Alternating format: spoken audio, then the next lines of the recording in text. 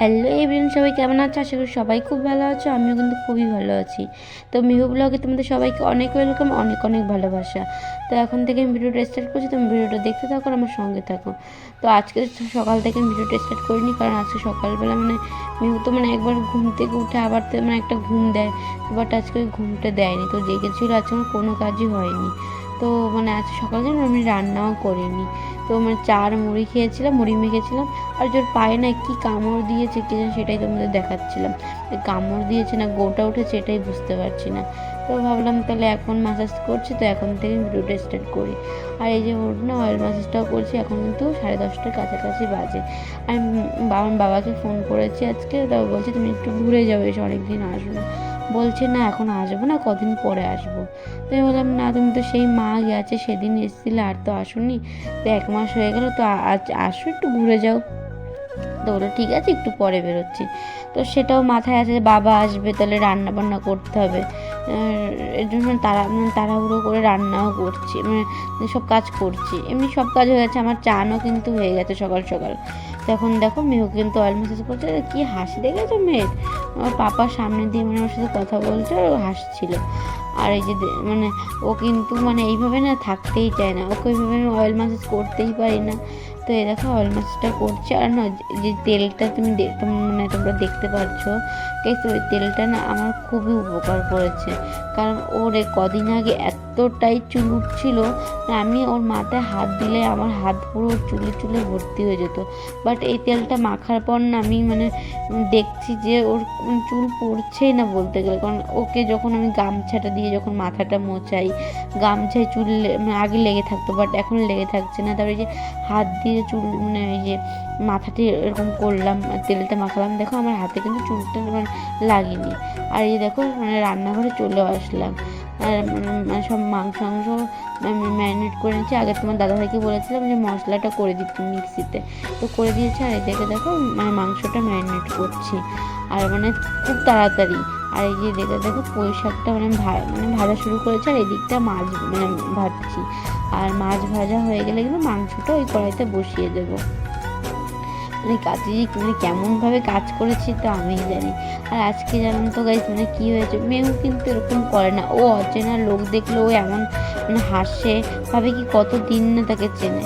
But আজকে না আমার বাবাকে বাবার কাছে যেতেই চাচ্ছিল না, কি কান্না করছিল, ঘুমিয়েছিল বলে ওর জন্য হতে পারে। আর এদিকে দেখো তোমার সাথে কথা বলতে বলতে আমার কিন্তু তরকারিটাও হয়ে গেছে। আর এদিকে মাংস কষিয়ে আমি জলটাও ঢেলে দিয়েছি। আর এখন সব রান্না বান্না হয়ে গেছে। আর তো এখন সব থালা বাসনগুলো সব মেজেও ফেলবো। সব রান্না বলতে এখন ওই গ্যাসে ঝোল টক বসিয়ে রেখেছি, তেঁতুল দিয়ে আমরা একটা ঝোল একটা টক করে, সেই টকটা আছে। তো ভাবলাম এই ফাঁকে এই থালা বাসনগুলো মেজে ফেলি। আর সবার খিদেও পেয়ে গেছে, সে সকালে কি খেয়েছি তো খেয়েও নেব। আর এই যে সকালে দুপুরের খাওয়া দাওয়া করে, আর এখন দেখো এই যে দাদু আর নাতনিতে মিলে কত কথা। এখন দেখো দাদুকে চিনতে পেরেছে। প্রথমে তো কি কান্না, দাদু ভাইয়ের কাছে যাবেই না। এখন দেখো কত কথা বলছে। আর মেয়েও এত বোঝে তোমাদের কি বলবো। ও দেখছে ক্যামেরা ধরে আছে, ও ভাবছে যে আমি ফটো তুলছি বা ভিডিও করছি। ও দেখো ফোনের দিকে কিন্তু তাকিয়ে আছে। তার আগে কিন্তু দাদু ভাইয়ের সাথে কত হাসি, কত মজা, কত কিছু।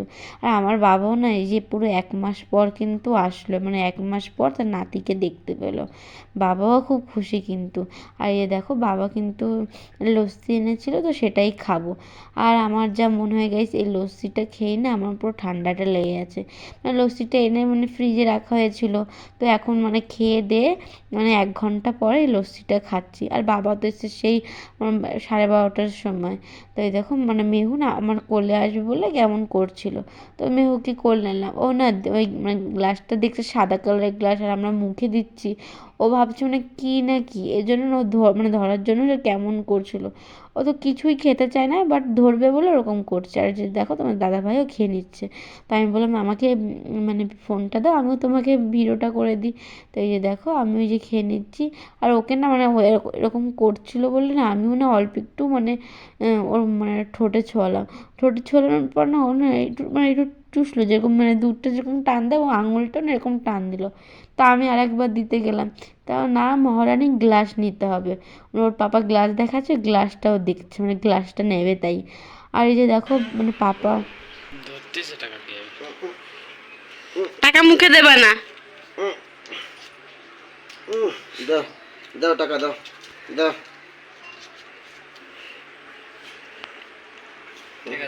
টাকা পেলে খুশি, টাকা পেলে খুশি, মুখে দেয় না বাবু। তখন বিকাল হয়ে গেছে আর বাবা ওই যে বেরিয়ে পড়ছে। আর মানে বাবা একটু ঘুমিয়েছিল, তো এখন উঠে এই যে বেরোবে। আর এখানে তো 7:30টার সময় বলতে গেলে সন্ধ্যা লাগে, তো এই যে 4:30 কি মানে 4:45 বাজে, এখন বাবা বেরোচ্ছে। আর এই আজকে তো বুধবার, আজকে তো আমাদের গ্রামের বাজার, তো তোমার দাদা ভাইও না বাজারে চলে গেছে। তো এই তো গাইস সন্ধ্যা হয়ে গেছে, সন্ধ্যা ঘুরেও গেছে। আর মেঘু না এদিকে ঘুমাচ্ছে, খাইয়ে দিলাম আর ঘুমাচ্ছে। আর মানে আমার না হঠাৎ করে এত ঠান্ডা লেগে গেছে, সন্ধ্যা মানে বিকেলবেলা থেকে যাই না, হঠাৎ করে মানে খুব ঠান্ডা লেগে গেছে। আর বাবা এনেছিল মিষ্টি, আমার বাবা বলছি কেন, বাবা এনেছিল মিষ্টি, এখন সেটা খাবো। আরও কি যেন বলে, আজকে তোমার দাদা ভাই না মুড়ি এনেছে, তো ভাবলাম না আজকে মোহা বানাবো।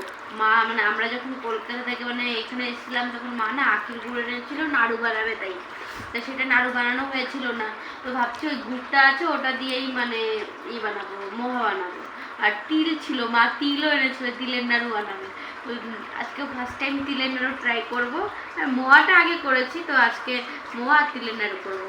আর এই যে এই মিষ্টিগুলো এনেছে, কিন্তু আমাদের ওখানকার মতো গাইস মিষ্টির টেস্ট না, আমাদের কলকাতার মিষ্টি আলাদাই টেস্ট, আর এখানকার মিষ্টি কোনোরকম ঠিকঠাক। মানে এটা যেখান থেকে এনেছে না বাবা, মানে ওই দোকানটার মিষ্টি মানে আমার খুব ভালো লাগে, আর কোথাকার মিষ্টি ভালো লাগে না। আর মানে আমি এত মিষ্টি খাওয়া শিখেছি, মানে যখন সোনা পেটে ছিল মানে এখানকার মিষ্টি খেতাম না, যখন 7 মাসের সময় বাড়িতে গেলাম এত মিষ্টি খেতাম, এত মিষ্টি খেতাম। আর এখন তো আমার শুধু মিষ্টি খেতে ইচ্ছা করে, বাবা যখনই আসে আমাকে ফোন করে যে কি আনবো খাবার, তো আমি প্রথমে বলি মিষ্টি। আজকে ফোন করতে হয়নি, আসলে মিষ্টি আর হচ্ছে লস্যি আর তোমরা দেখতে পেলে। তো যাই হোক মানে রান্নাঘরে গিয়ে তোমাদের সাথে দেখা হচ্ছে। কি করো তুমি চোর?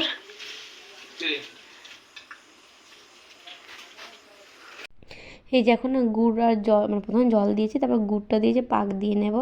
তারপর যা গাইস আজকে হয়েছে, হ্যাঁ বুঝতেই পারলাম না আজকে মোহাটা কেন হলো না, আমি পারছিলামই না, মানে কেমন খুলে খুলে যাচ্ছিলো। তারপরে তো তোমাদের দাদাভাই মানে জোর জবরদস্তি করে তারপর তো হলো।